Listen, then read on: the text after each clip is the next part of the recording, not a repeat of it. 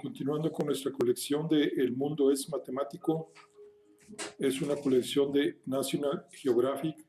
Estamos con el libro de Los números primos, un largo camino al infinito. Y vamos a iniciar lo que es el capítulo 3.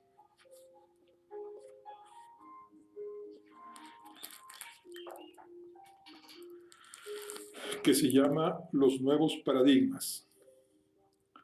A mediados del siglo XVII estaban haciendo un movimiento científico importante, pero a extramuros de las instituciones académicas.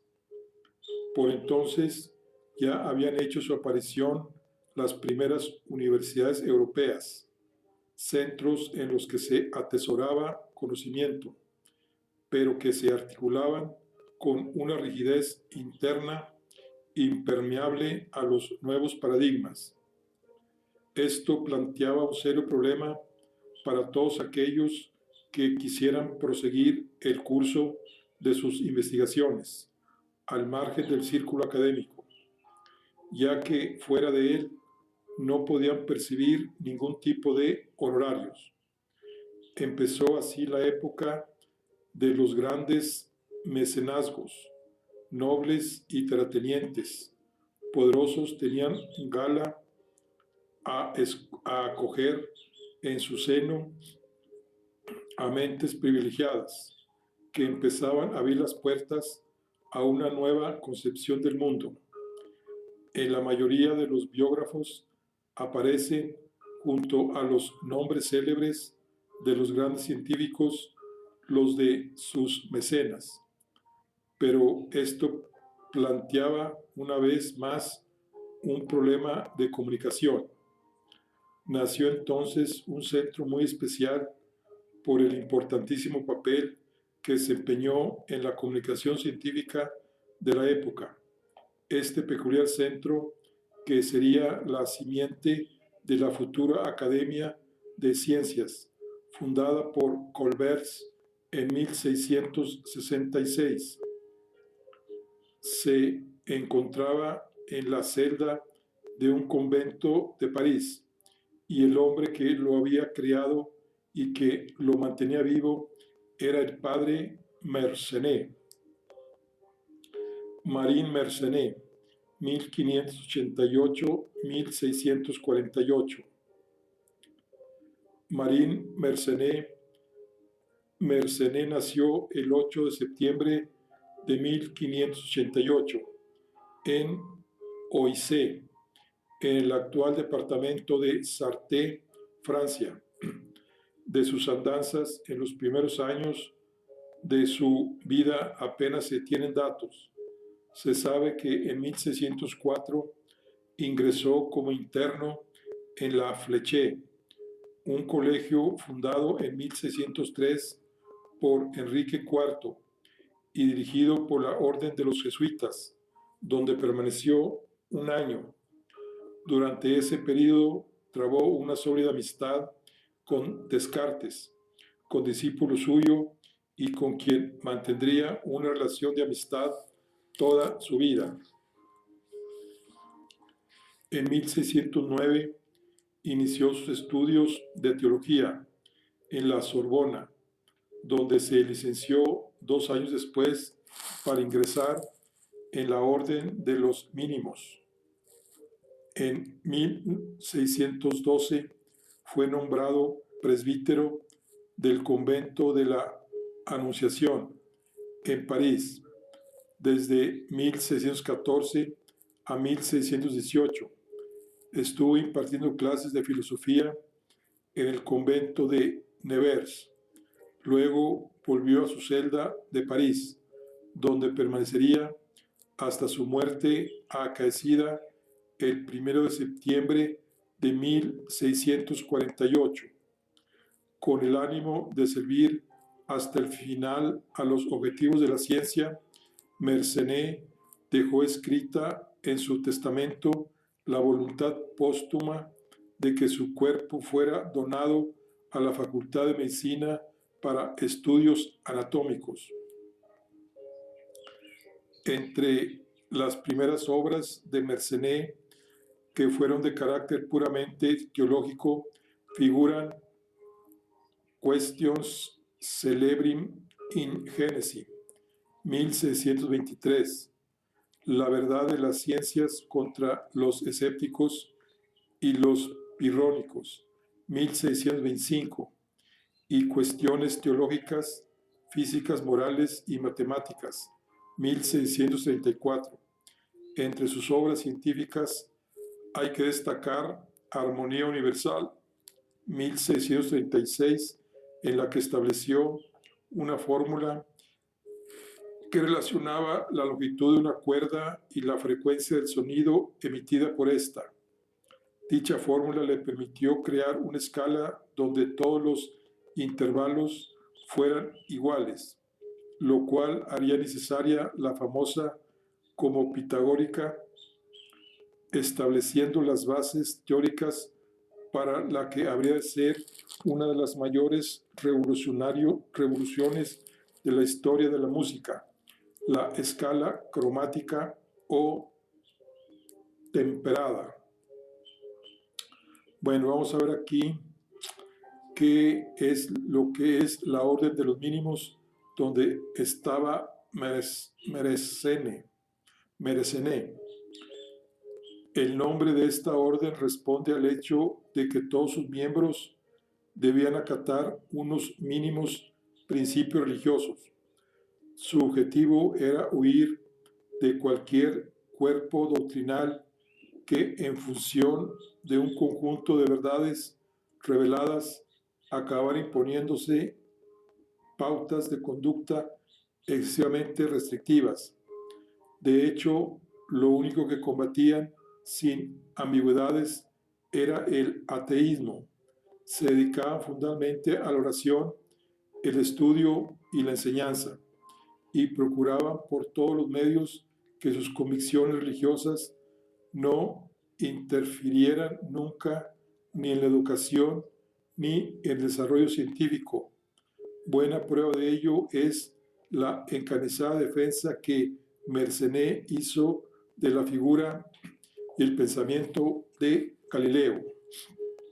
Bueno, los números de Mersenne. La gran obra científica de Mersenne, de carácter puramente matemático, fue Cogitata Físico-Matemática, 1644, en la que aparece su célebre estudio sobre los números primos. En el prólogo de la misma, Mersenne afirma que de entre todos los primos que hay, entre 2 y 2,57, el número 2 elevado a la p menos 1 solo es primo si el valor de p es alguno de los siguientes números: 2, 3, 5, 7, 13, 17, 19, 31, 67, 127 y 257. Cuando tomamos 2 y lo elevamos al último número de la lista, el resultado es un número de 77 cifras. ¿Cómo se las arregló Mersenne con los medios de cálculo de la época para decir que esta era un número primo? Constituye un auténtico misterio que nadie ha conseguido resolver. Es fácil demostrar que si 2 elevado a la p menos 1 es primo, entonces p debe ser primo, o lo que es lo mismo, que si p no es primo, entonces tampoco lo es 2 a la p menos 1. Este resultado, que ya era conocido en la época de Mersenne, lo llevó a investigar qué sucedía cuando en esta expresión se introducía un número p que fuera primo. También se sabía que 2 a la p menos 1 era primo para los valores de p igual a 2, 3, 5, 7, 13, 17, 19, pero no para p igual a 11. Tuvieron que pasar 100 años para que Euler consiguiera demostrar que 2 elevado a la 31 menos 1 era primo. En 1947 se resolvió completamente la lista, quedando del siguiente modo: P es igual a 2, 3, 5, 7. El 13, el 11 no, el 17, el 19, el 31, el 61, el 89, el 107 y el 127. De manera que en la lista original sobraban dos números y faltaban tres. A pesar de todo, a estos números se los sigue llamando números de Mersenne, números que actualmente desempeñan un importante papel en los llamados test de primalidad, un conjunto de algoritmos encaminados a decidir si un número es o no primo. Centro neurálgico. La pequeña celda en la que Mersenne pasó los últimos 30 años de su vida en el convento de los mínimos junto a la Plaza Royale acabó convirtiéndose en el centro neurálgico de la ciencia europea de su tiempo.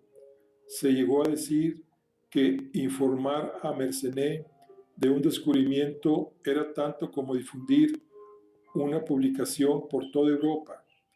Después de su muerte, se encontraron en su celda documentos que atestiguaban que Mersenne mantenía 78 líneas diferentes de correspondencia en otras tantas líneas de investigación, en las que figuraban personalidades del mundo científico de entonces con nombres tan relevantes como Torricelli, Descartes, Pascal, Gassendi, Robert Ball, Baurans o Fermat.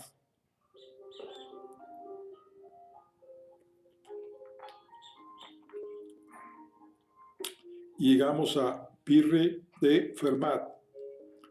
Fermat, 1601-1665, ha llegado a ser una auténtica leyenda en el mundo de las matemáticas. Sus descubrimientos, especialmente en la teoría de números, rama de la que se le puede considerar fundador, lo han hecho pasar a la historia de las matemáticas como el príncipe de los aficionados. Además, poseía un dominio absoluto de las lenguas clásicas, latín y griego, así como de la mayoría de las lenguas europeas que se hablaba entonces. Fermat gozaba de una posición privilegiada que le permitía dedicarse plenamente a su pasión por los números. Había nacido en una familia acomodada y sus estudios de legislatura le permitieron ocupar un cargo de funcionario en la Conserjería Real del Parlamento local de Toulouse. Una de las exigencias de este cargo público era que debía mantenerse alejado de todo tipo de actividades sociales, con el ánimo de evitar cualquier asomo de corrupción. Se casó con Louise Delong, una prima de su madre, con la que tuvo 3 hijos. El mayor, Clemens Samuel, sería quien se encargaría de publicar su obra, mientras que sus 2 hijas acabaron siendo monjas de un convento. Fermat ni siquiera viajaba. El único desplazamiento destacable lo llevó a París, donde por mediación de Pirre de Carcavy, 1600-1684, un influyente matemático francés, entró en contacto con el padre Mersenne en el convento de los mínimos. Hay gente aficionada al cultivo de las flores, que dedica gran tiempo a conseguir que germinen especies nuevas. bien de semillas procedentes de lejanos países o por cruces que en ocasiones reportan agradables sorpresas. Fermat cultivaba números. Una mañana se asomaba a su jardín mental y se encontraba con una nueva especie que para el resto de los mortales había hecho su aparición de forma casi milagrosa. No formaba parte de aquellos matemáticos que ocultan sus resultados, pues se los ofrecía a todo el mundo, pero casi nunca explicaba cómo los había obtenido. La propiedad, todo número primo de la formación 4n más 1 es suma de 2 cuadrados. Fue, por ejemplo, uno de los muchos resultados que nunca demostró y que fue probado por Euler en 1749, después de haber trabajado durante 7 años en la demostración. Gauss consideraba este resultado como una de las más bellas flores que Fermat había descubierto en su jardín de los números.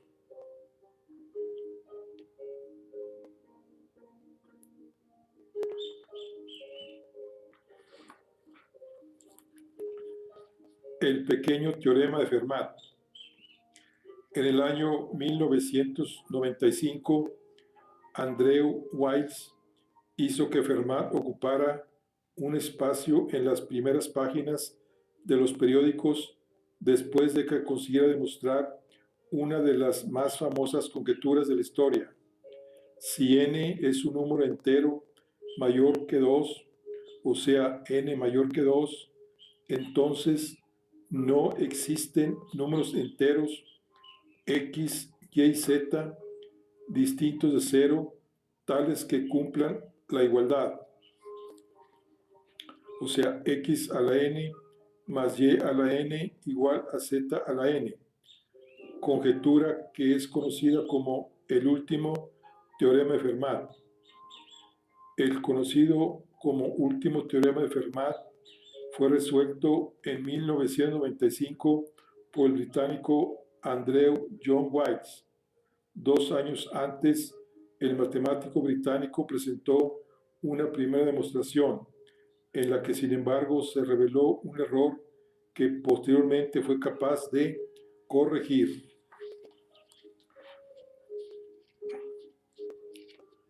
Pero hay otro teorema mucho menos popular, que es conocido como pequeño teorema de Fermat, que ha llegado a tener una gran relevancia en la teoría de los números primos.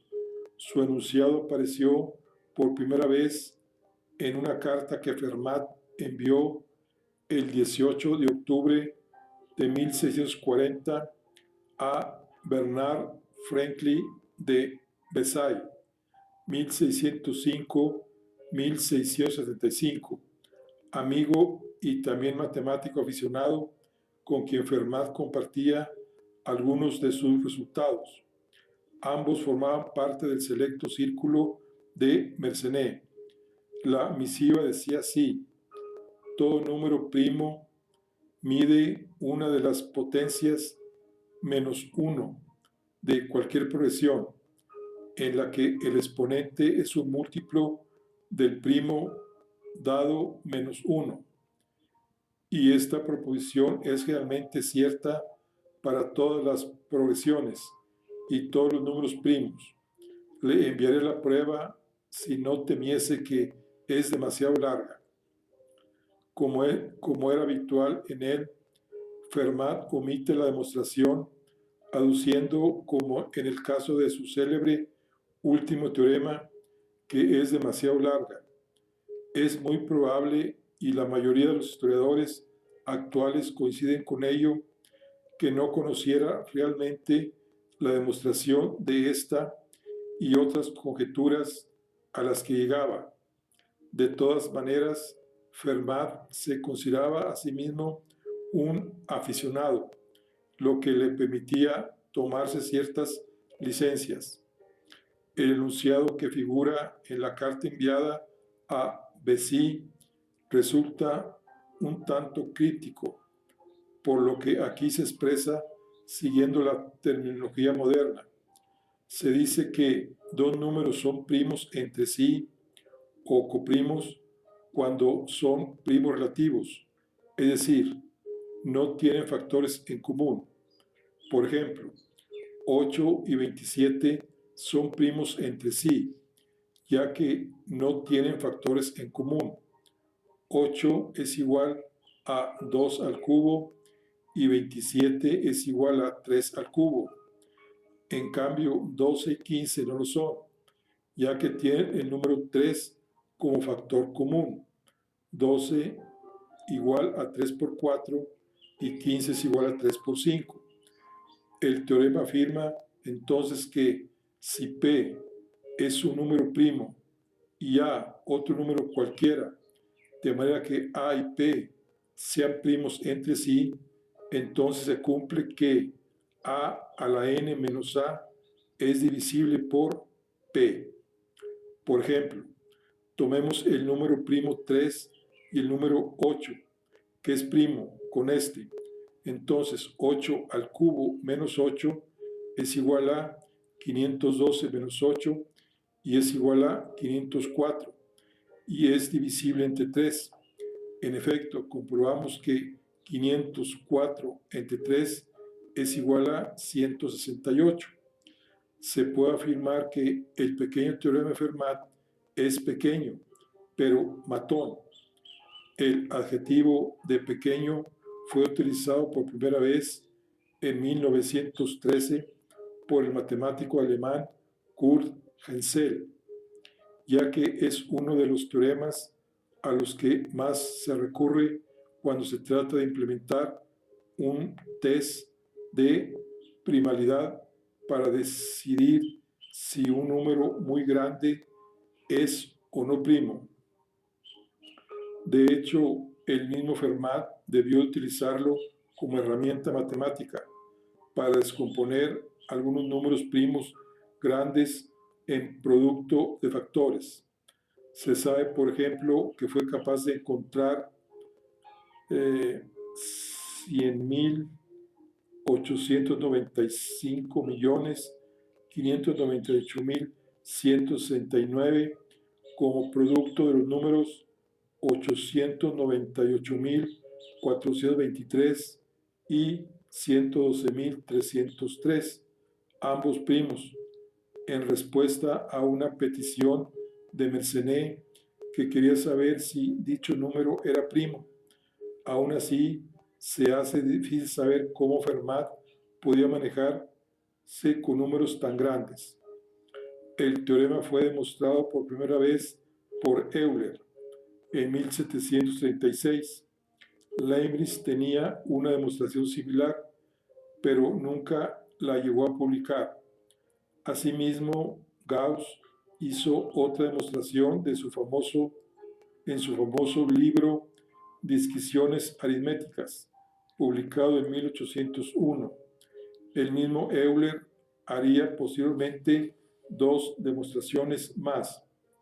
De todas ellas, la más sencilla es la primera de Euler y puede entenderse con conocimientos básicos de matemáticas. Recalquemos que el pequeño teorema de Fermat constituye un método para saber si un número no es primo sin necesidad de encontrar ninguno de sus factores. Veamos un ejemplo sencillo. Supongamos que P es igual a 9 y A es igual a 2. Se tiene entonces que 2 a la 9 menos 2 es igual a 510, que no es divisible por 9, de lo que se concluye que 9 no es primo, cosa que ya sabíamos. La aportación del método consiste en la posibilidad de aplicarlo a números más grandes. Hay que prestar atención al hecho de que el pequeño teorema de Fermat plantea una condición necesaria, pero no suficiente. Esto significa que si P es primo, se cumple necesariamente la condición, pero el hecho de que se cumpla no quiere decir que P sea primo. Por ejemplo, tomemos el número P igual a 91. Es un número compuesto, dado que P es igual a 7 por 13. Pero considerando que A es igual a 3, se muestra fácilmente que 91 divide a 3 a la 91 menos 3. En consecuencia, aunque 91 es compuesto, el par P igual a 91 y A igual a 3 verifica el pequeño teorema de Fermat. El par P igual a 341 y A es igual a 2 proporciona un contraejemplo similar. Bueno, aquí vamos a ver una versión china que dice que existen fuentes documentadas de J. Nedlam que especulan con la posibilidad de que los matemáticos chinos ya hubieran establecido 2000 años antes que Fermat una hipótesis conocida como la hipótesis china, con un resultado muy similar al que se obtiene con el pequeño teorema de Fermat. Dicha hipótesis afirma que P es un número primo y solo si 2 elevado a la P menos 2 es divisible por P. Hasta aquí, la hipótesis china se puede considerar como un caso especial del pequeño teorema de Fermat. Sin embargo, el recíproco que asegura que si se cumple la condición, entonces P es primo, no es cierta, por lo que la hipótesis china debe ser considerada falsa.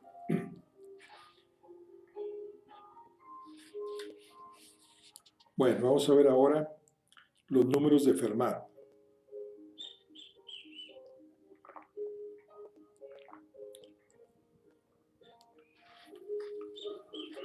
Dice, un número de Fermat es un número natural que tiene el siguiente aspecto. 2 elevado al cuadrado y el cuadrado elevado a la n y todo eso más 1. Se suele simbolizar con la letra F de Fermat, con un subíndice n, que indica el número del que se trata, de manera que F sub 0 es el primer número de Fermat, F sub 1, el segundo, y así sucesivamente. Vamos a calcular el valor de los 5 primeros números de Fermat. Recordemos que cualquier número elevado a 0 vale 1, de manera que 2 a la 0 es igual a 1, 2 a la 1 es igual a 2, 2 al cuadrado es igual a 4 y 2 al cubo es igual a 8. Sustituyendo en la fórmula anterior, tendremos que f sub 0 es igual a 2 elevado a la 2 a la 0 más 1, que es igual a 2 a la 1 más 1, es igual a 3. El f sub 1 es igual a 2 elevado a la 2 y elevado a la 1, todo eso más 1, que es lo mismo, igual a 2 al cuadrado más 1, igual a 2 al cuadrado es 4 más 1, igual a 5. Y el f2 sería, f sub 2 sería 2 a la 2 elevado al cuadrado, que será 17. Y el f sub 3 es igual a 2 elevado al cuadrado y elevado al cubo da 2,57. Y el f4 es igual a 2 elevado al cuadrado y el 2 a la cuarta, todo eso más 1, es igual a 65.537. Ya en el sub 4. Fermat conjeturó que todos los números que se obtenían de esta forma eran primos. Los 5 primeros, 3, 5, 17, 257 y 65.537 lo son. Cuando n vale 5, el número que se obtiene es 4.294.967.297. Fermat no tenía entonces recursos para saber si un número superior a los 4.000 millones era uno primo, pero al parecer Euler sí, y en 1732 encontró una factorización de este número como producto de otros dos, o sea que el 4.264.967.297 es igual a 641 por 6.700.417, o sea que el f sub 5 no es primo. Euler había casado a Fermat en una falsa conjetura. Era la primera vez que sucedía algo así. A pesar de que la conjetura fuera falsa, los números de Fermat han dado mucho de sí, no solo porque han generado, como no, nuevas preguntas y conjeturas, sino porque también han resultado ser útiles a la hora de confeccionar un test de primalidad. De momento se sabe que solo los 5 primeros números de Fermat son primos, lo que quiere decir que no hay más, incluso que puede haber infinitos. La factorización completa solo se conoce hasta n igual a 11, y es que factorizar un número como producto de primos no es tarea fácil, como veremos más adelante.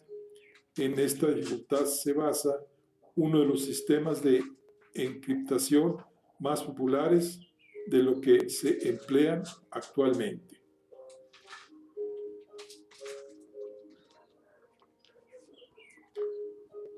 Bueno, ahora vamos a ver a Leonardo Euler, que por cierto hay un billete de banco suizo de 10 francos del año 1997 y que reproduce en el anverso un retrato de Euler, mientras que en el reverso se observa una turbina hidráulica, el sistema solar y la propagación de la luz a través de varias lentes. Todo ello alude a la contribución de Euler a la física matemática. Bueno, Leonardo Euler o Leonard Euler. No hay rama de la matemática clásica desde el cálculo, las ecuaciones diferenciales, la geometría analítica y diferencial, pasando por la teoría de números o las series y el cálculo de variaciones, en las que no aparezca el nombre del matemático y físico suizo Leonhard Euler, 1707-1783. Se trata de uno de los matemáticos más prolíficos de todos los tiempos. Después de su muerte acaecida en San Petersburgo, continuaron apareciendo escritos suyos que fueron publicados año tras año por la Academia de Ciencias de San Petersburgo. Todavía han de publicarse bajo los auspicios de la Academia de Ciencias de Suiza, sus obras completas, que se estima que ocupen cerca de 90 grandes volúmenes. Euler mostró siempre un especial interés por los números primos. Construyó tablas para todos los comprendidos entre 1 y 100.000, para lo cual creó fórmulas que le permitieron obtener una cantidad asombrosa de ellos. Una de las más interesantes fue x al cuadrado más x más q, una fórmula que producía números primos para ciertos valores de x, por ejemplo, para los comprendidos entre 0 y q menos 2, tales como q igual a 2, 3, 5, 7, 11 o 17. Se trataba de matemáticas experimentales, cuyo objetivo en conseguir resultados prácticos, por lo que muchos de ellos carecían de demostraciones rigurosas. Sin embargo, Euler, a diferencia de Fermat, no ocultaba ninguna demostración. Si la tenía, la publicaba, y si no lo hacía es porque carecía de ella. Euler estableció un cambio en el panorama matemático, un escenario que era consecuencia de un lento pero continuo cambio en el paradigma. Entre sus muchas aportaciones destacan tres que tuvieron una importancia decisiva en las investigaciones posteriores en torno a los números primos: el concepto de función, las sumas infinitas y la utilización de cantidades imaginarias. A esta última nos referiremos más adelante.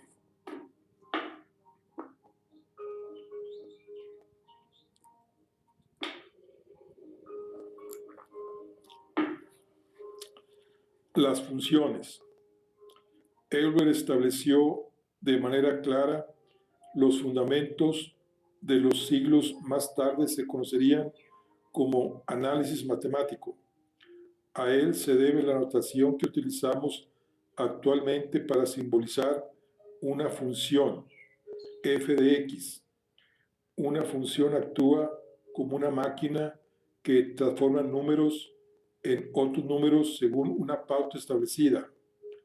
Nos estamos refiriendo exclusivamente a funciones reales de variable real. Por ejemplo, si la pauta dice que al número en cuestión se le debe sumar una cantidad fija, como por ejemplo 3, la función se escribe de la siguiente manera: f de x es igual a x más 3. A partir de ese momento, la pauta ya puede utilizarse. F de 1 es igual a 1 más 3 igual a 4. F de 2 es igual a 2 más 3 igual a 5. F de 24 es igual a 24 más 3 igual a 27. F de punto 32 es igual a 0.32 más 3 igual a 3.32. Una función real de variable real asigna a cada número real otro número real. Por ejemplo, la función f de x igual a 2x más 1 asigna a cada valor de x el doble de dicho valor más 1. Una simple tabla de valor como esta: g de x igual a 2x más 1, donde x está a la izquierda y g de x a la derecha. O sea, cuando la x vale 1, la función g de x vale 3, 2, 5, 3, 7, menos 1, menos 1, menos 2, menos 3, menos 3, menos 5, etc. Nos permitiría dibujar la gráfica de la función por puntos siguientes, que realmente sería una recta que es positiva. En este caso, la relación es muy sencilla, porque se trata de una recta y para dibujarla basta con 2 puntos. Sin embargo, una función como f de x igual a x cuadrada, que tendrá una tabla como la siguiente, y en este caso sería x y x cuadrada, entonces 1, 1, 2, 4, 3, 9, 4, 6, etc. No es sencilla, se dibuja, y sería f de x igual a x cuadrada, sería una parábola que abriría hacia arriba. Es cierto que cuanto más puntos tengamos, más precisa será la gráfica, pero cuando la expresión deja de ser lineal, es decir, en el momento en que la variable, la x, aparece elevada a cualquier tipo de exponente mayor que 1, se trata de una curva, que en algunos casos puede ser predecible, pero que otros se revela terriblemente caprichosa e imposible de dibujar si se carece de la técnica adecuada. Y aquí reside uno de los mayores méritos de Euler, el haber sido capaz de representar algunas funciones complicadas sin tener las herramientas analíticas adecuadas para ello.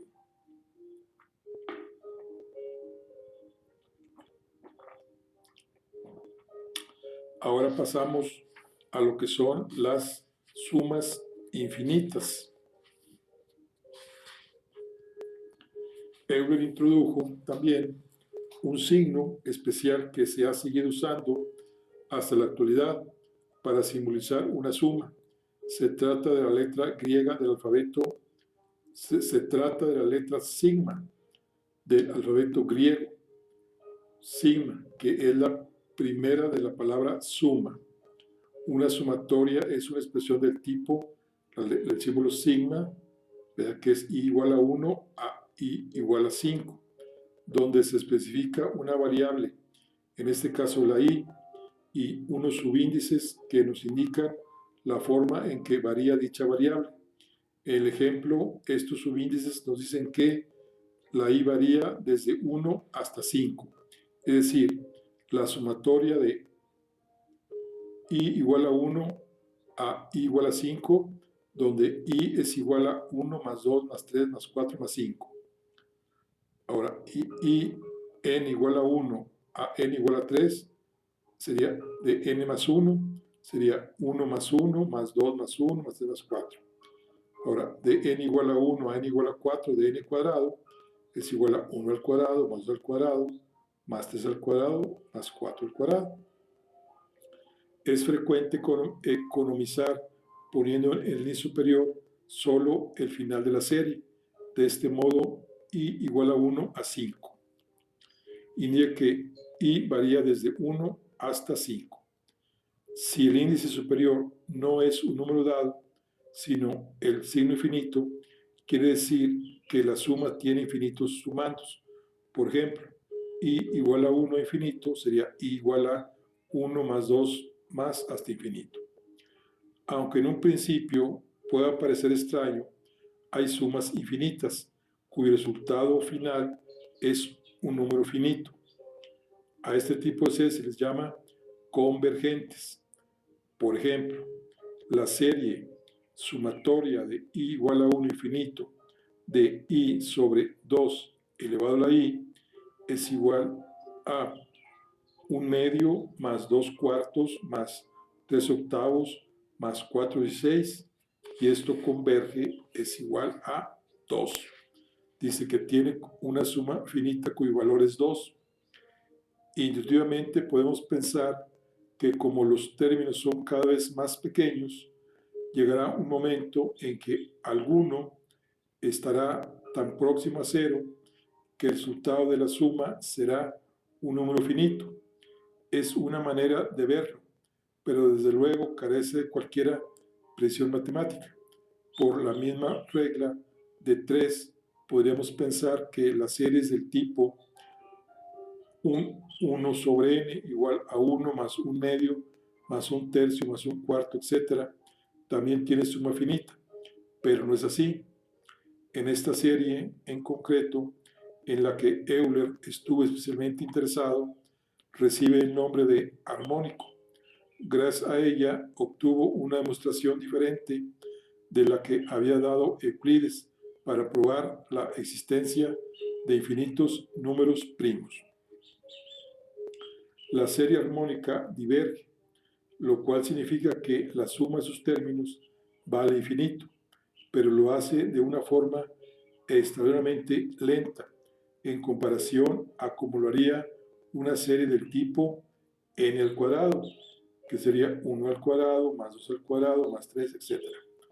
Basándose en la serie armónica, Euler definió una función que habría de pasar a la historia como una de las más importantes que se han establecido en matemáticas, la función z de Euler, aunque actualmente recibe algo injustamente el nombre de función z de Riemann. Para definirla, Euler utilizó la letra griega z, que la función z de x es igual a 1 sobre x, 1 sobre 1 a la x, más 1 sobre 2 a la x, más 1 sobre 3 elevado a la x, etc.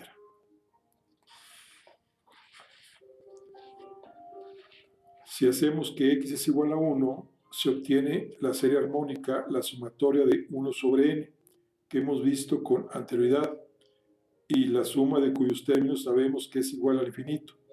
Sin embargo, Euler sospechaba que si hacía x igual a 2, la serie resultante de 1 sobre 1 al cuadrado más 1 sobre 2 al cuadrado más 1 sobre 3 al cuadrado, etcétera, que es lo mismo que 1 más un cuarto más un noveno más 1 y 6 más, etcétera, ya no tendría a infinito, dado que solo había tomado de la serie armónica las fracciones en las que aparecían cuadrados. Calcular el valor de esta última serie en práctica era prácticamente imposible con los conocimientos de la época. Sin embargo, Euler, en unos hallazgos más geniales, logró demostrar la siguiente igualdad, que 1 más un cuarto más un noveno más un 16 más, etcétera, es igual a pi al cuadrado sobre 6. Euler realizó este descubrimiento a los 28 años, aunque no perfeccionó la demostración hasta 6 años más tarde. La aparición repentina del número pi con el que se mide la longitud de la circunferencia, el resultado de esta suma causó asombro en toda la comunidad matemática de la época. Con este hallazgo, Euler dio carpetazo a uno de los problemas abiertos más intrigantes del momento, el llamado problema de Basilea. Jugando con la función z, Euler obtuvo diferentes resultados. Lo que sabía con seguridad era que cuando x tomaba valores menores o iguales a 1, el valor de la suma era infinito y que por tanto la serie solo convergía para valores de x superiores a 1. Euler pensó entonces en la posibilidad de hacer intervenir en la función a los números primos. Sabía que el teorema fundamental de la aritmética de Euclides garantizaba que todo número natural se podría expresar de forma única como producto de números primos. Esto significaba que cada una de las fracciones que intervenía en la función z puede expresarse de manera tal que en el denominador solo intervenían números primos. Por ejemplo, supongamos que damos a la función z el valor de x igual a 2, donde la función z de 2 sería igual a 1 sobre 1 al cuadrado, más 1 sobre 2 al cuadrado, más 1 sobre 3 al cuadrado, etc. Y tomemos n igual a 360. Se trata pues de calcular el intervalo de 360 elevado al cuadrado.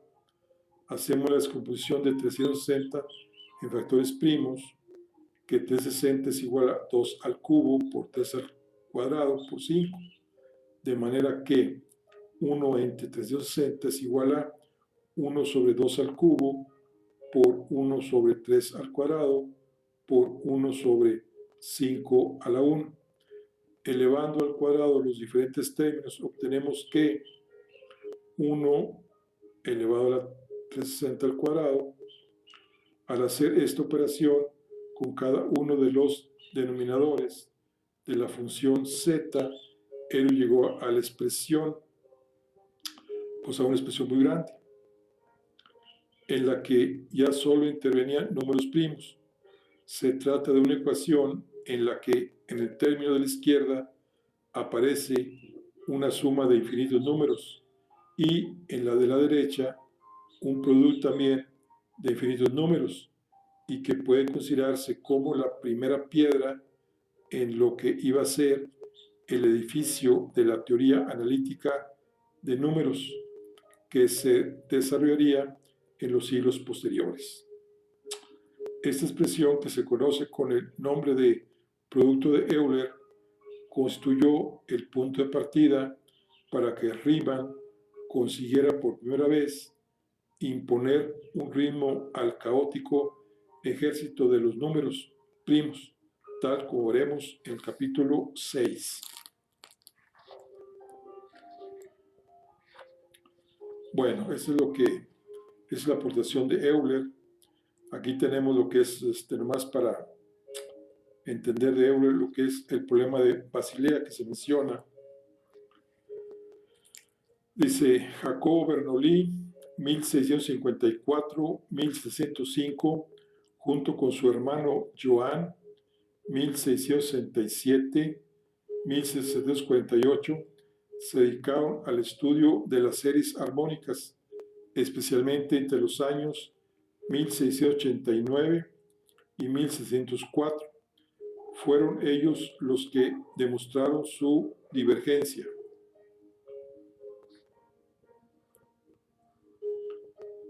Animados por estos resultados, estudiaron la serie formada por los inversos de los cuadrados, o sea, 1 más 1 sobre 2 al cuadrado, más 1 sobre 3 al cuadrado, etc. Jacob demostró que la serie convergía e incluso llegó a probar que la suma debía de ser menor o igual que 2, pero no consiguió de ningún modo encontrar el valor exacto de dicha suma. Su empeño fue tal que llegó a expresar que grande será nuestra gratitud si alguien encuentra y nos comunica lo que hasta ahora ha escapado a nuestros esfuerzos. La cuestión fue conocida como problema de Basilea, ya que esta era la ciudad suiza en cuya universidad Joan tenía una cátedra de matemáticas y desde la cual se lanzó la famosa propuesta. Ante este reto fracasaron matemáticos de la categoría de Mengoli y Leibniz, por no hablar de los denotados esfuerzos conjuntos que llevaron a cabo los hermanos Bernoulli. La solución que llegó 30 años después la obtuvo Euler, el mago. El resultado fue realmente espectacular.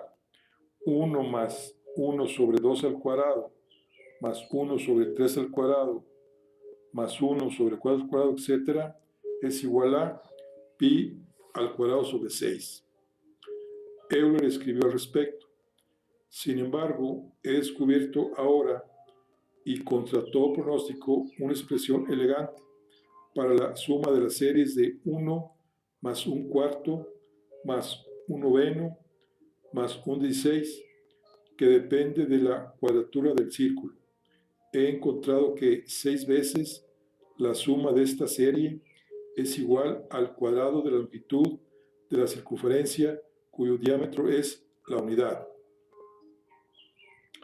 Por desgracia, Jacobo ya había muerto cuando Euler publicó ese resultado. Si viviera mi hermano, se lamentó Joan. El calificativo de mago atribuido a Euler responde al auténtico juego de magia matemática que supone la demostración. En realidad no es nada complicada, pero requiere de ciertos conocimientos de matemáticas superiores.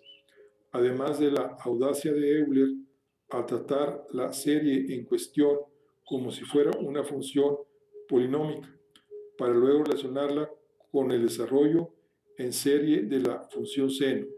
De ahí la aparición del número pi, que es uno de los ceros de dicha función. Entonces fue el problema de la Basilea. Y también Euler participó con el sonido. Euler y el sonido. A Euler se le ocurrió introducir en la función llamada exponencial, definida por f de x igual a 2 elevado a la x, una variable imaginaria. Su sorpresa fue mayúscula cuando se encontró con que en la gráfica de dicha función aparecían ondas, una serie de líneas sinuosas que eran las mismas que se encontraban cuando se intentaba representar sonidos musicales. En función con los valores que tomaron dichos números imaginarios, los sonidos se correspondían con notas más agudas o más graves. Unos años más tarde, el matemático de origen francés Jean-Baptiste Joseph Fourier, 1768-1830, elaboró, basándose en el resultado obtenido por Euler, un sistema de análisis de las funciones periódicas que relacionan estrechamente los métodos analíticos con el mundo de los sonidos. Es una contribución también de Euler.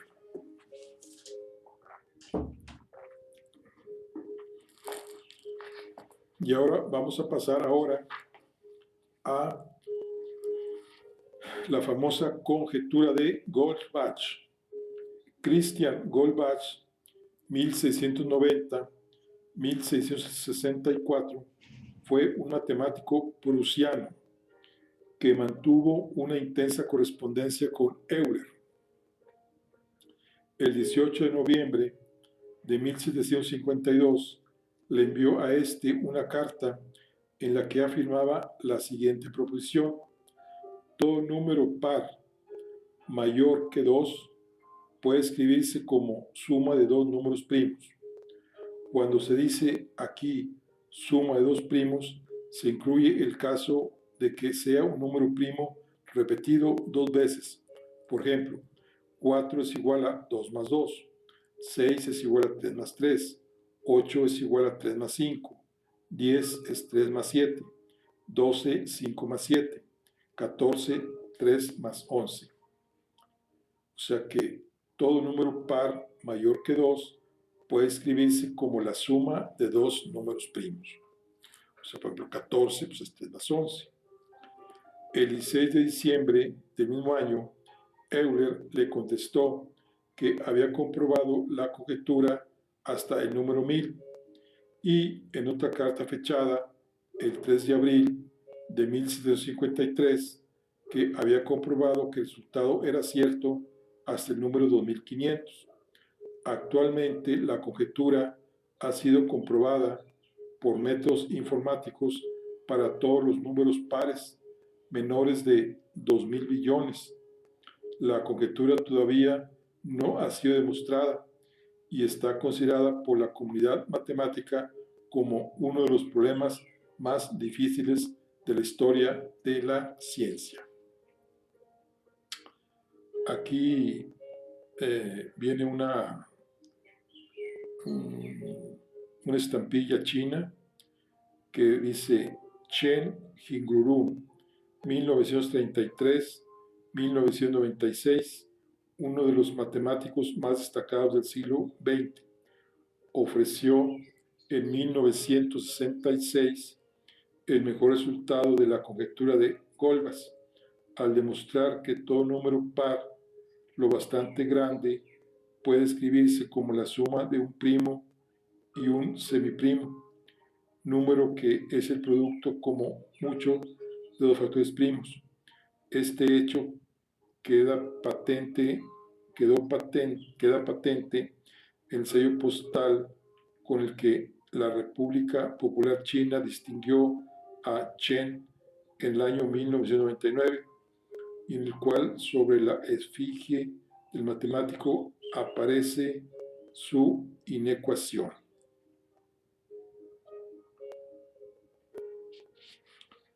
El tío Petros y la conjetura de Goldbach. Este es el título de una famosa novela de Apostolos Doxiadis, en la cual un matemático retirado propone al sobrino que resuelva un problema de matemáticas. En el ánimo del protagonista está que el sobrino renuncie a estudiar la carrera de matemáticas si durante su periodo vacacional no consigue resolver el problema. Después de todo un verano de grandes esfuerzos, el sobrino desiste y se matricula en Derecho. El problema propuesto era la conjetura de Goldbach. Con el fin de generar publicidad para el libro, el editor británico Tony Faber ofreció el año del 2000 un premio de $1 millón y aquel angloparlante que demostrase la conjetura antes de abril del 2002, y como era de esperar, nadie reclamó el premio. Y aquí viene una ilustración de la portada de algunas ediciones del famoso libro de Apostolos Doxiades, presidida por una concha de Nautilus, plasmación en el mundo natural de una espiral logarítmica. Bueno, entonces aquí la conjetura de Goldbach está todavía en espera de su demostración. Bueno, aquí concluimos lo que es el capítulo 3. Estamos con el libro de los números primos, un largo camino al infinito. Nos vemos en la siguiente. Hasta luego.